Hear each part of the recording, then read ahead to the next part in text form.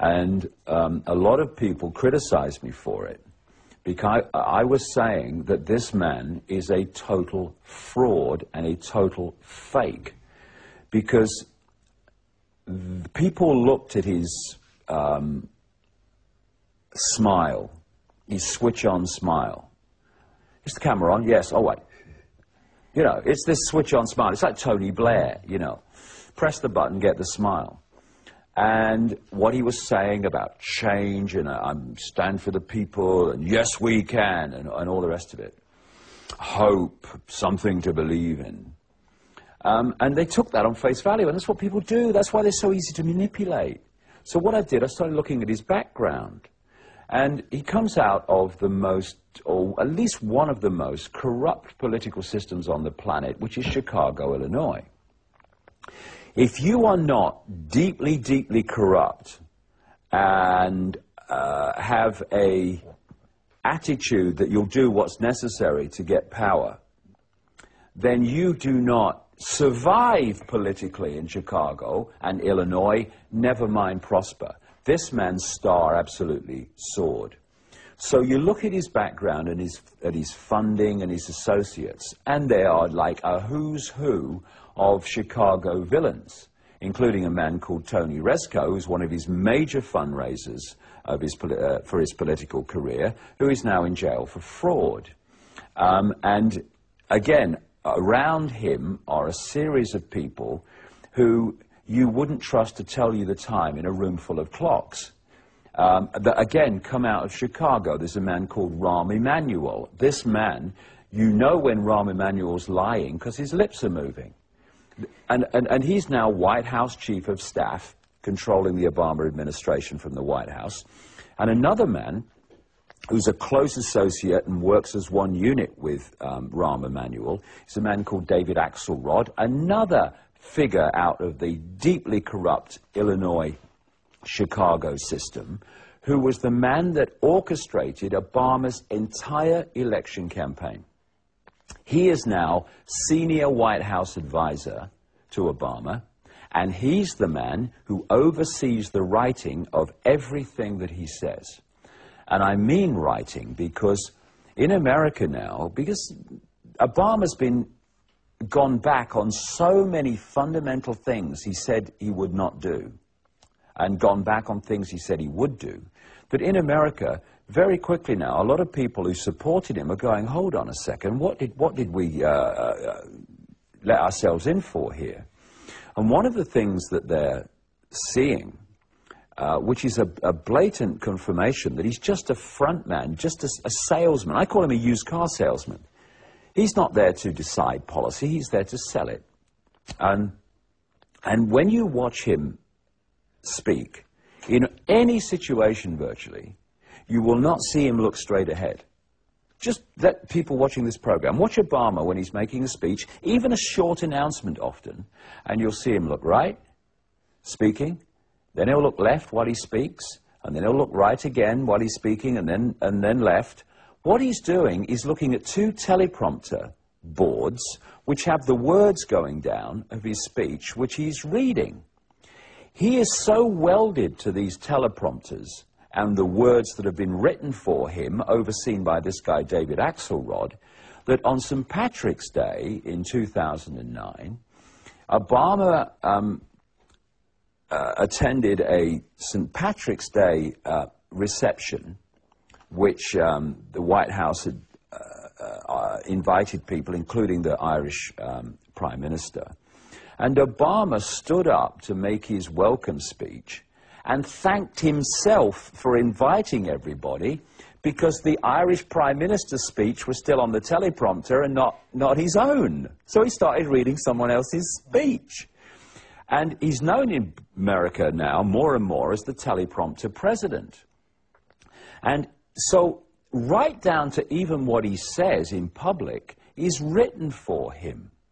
He is just there to sell the policies created in the shadows by the same network of people, of which Emanuel and Axelrod are public faces, of the force that controlled the Bush administration.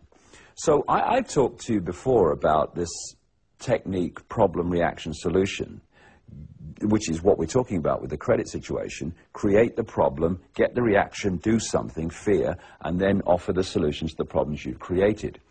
What they've done now with the last two presidents is have a presidential version of problem, reaction, solution. Bush was brought in to front up the creation of the problems, overseas wars and extending the American military, and towards the end, this financial crash. And then in comes Mr. Smile, Mr. Fake, to offer the solutions to the problems that were created through the Bush administration. And these solutions are advancing the agenda of that network that controls Obama as much as it controlled Bush. And this is why all the things that Obama said during his election campaign about civil rights, about not holding people without charge or trial, about what he would do financially, and a great swathe of things. He's gone back on all of them because what he said he would do was just to get the votes to get elected, and now he's in, he's just following the agenda of the people who put him there. He is no more Mr. Change than George Bush was. But what they did with Obama, and of course this guy Axel Rod orchestrated it, was to have the most blatant mass mind manipulation campaign that you could ever see. I studied mind control and mind control techniques in great detail over a period of some 5 years towards the end of the 90s and into the 2001. And I'm watching this Obama campaign unfold against Hillary Clinton and then against John McCain. And all these techniques are being used. And what they did with Obama was this, and this is used in many countries, and it's good to be wise to it. He kept repeating mantra phrases of change. And of course, behind him, whenever he spoke, there was these people holding, you know, these bits of paper and placards, change, change, Obama, change, all going in the subconscious, all mind manipulation. He talked about change, he talked about hope, he talked about something to believe in, and he talked about, yes, we can, yes, we can. At no point did he ever specify what any of that meant. So, instead of people saying, well, hold on a second, this all sounds very nice, but what do you mean, Mr. Obama? What do you mean by this? What kind of change? What kind of something to believe in? He was never pressed on any of this. It was just the mantra.